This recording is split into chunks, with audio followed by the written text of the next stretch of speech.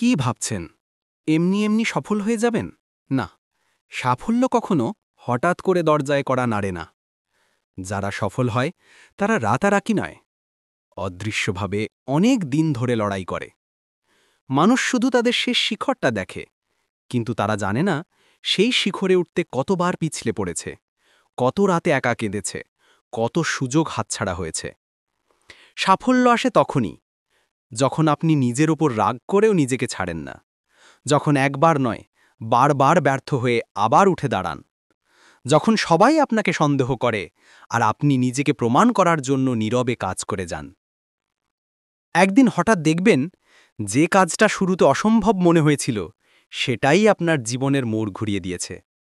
সাফল্য কোনো ভাগ্য নয়, এটা হচ্ছে প্রতিদিন একটু একটু করে নিজেকে আগের দিনের চেয়ে ভালো বানানো, শেষ পর্যন্ত যেতে সেই মানুষটাই যে কখনো হার মানে না।